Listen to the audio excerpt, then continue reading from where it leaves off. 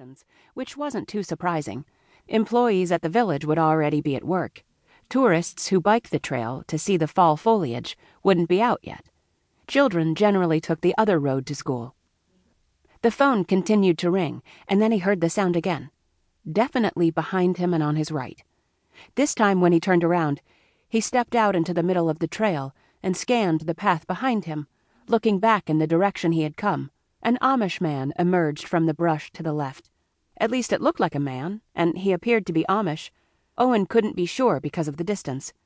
He also couldn't make out who it was, but he could see the item the person was holding. Clutched in his left hand was a crossbow.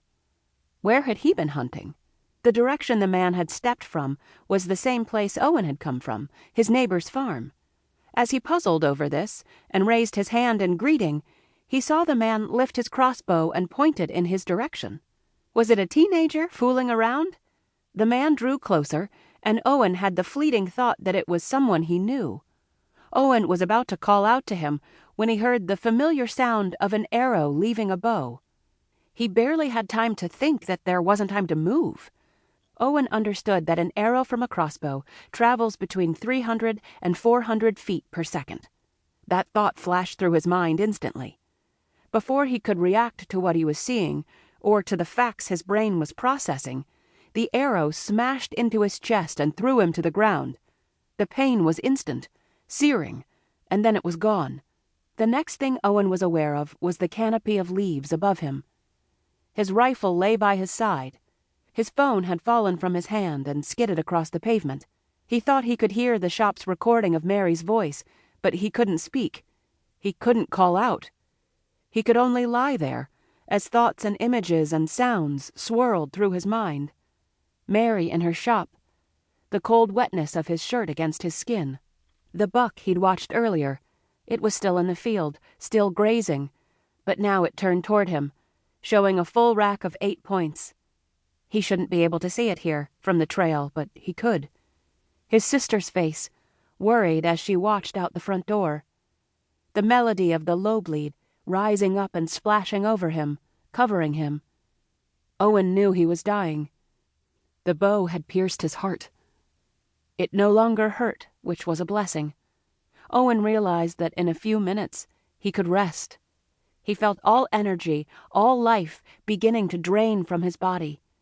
He was so tired he could no longer continue staring at the canopy of leaves, reds and browns and golds. He was so tired he allowed his eyes to close, to rest. His final thought was of his parents. He wondered if they'd be waiting when he awoke. Chapter 1. The Village, Middlebury, Indiana, 5 hours later. Hannah stood in the front of the cat's Meow, peering through the window and rattling the doorknob. No answer. Brushing her cop strings behind her shoulders and then pushing her glasses up on her nose, she squinted, trying to see beyond the closed for lunch sign. No luck. She could see her own reflection, though the glass made her look wider than she was. Her weight had never been a problem, and she knew it was wrong to be proud of that. As she stared into the glass, she did straighten her cop and pull down her apron. How was it that she became so disheveled at times? Stepping closer, with her nose now nearly at the glass, she couldn't make out much more than the front yarn displays. She thought she saw a light at the back of the shop. Was Mary in her office eating lunch? If so, she might ignore the knocking, thinking that Hannah was an impatient customer. Come to think of it, why wasn't the shop open? Their boss Amber provided relief for lunch breaks. They were all supposed to stay open from 8 a.m. until closing time at 5 p.m., even her coffee shop, which had recently expanded its hours.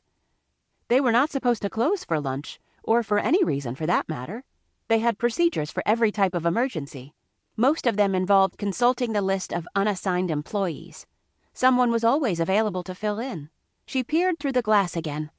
The cat's Meow was a cute shop. The window display reminded Hannah of when she had worked in the quilt store, the Quilting Bee. Half of the display was supplies, knitting needles, pattern books, and yarn filled 3 handmade baskets. The other half of the window held afghans, sweaters, hats, and scarves made by Mary and other women in their community. Mary had chosen to display fall colors, which was smart.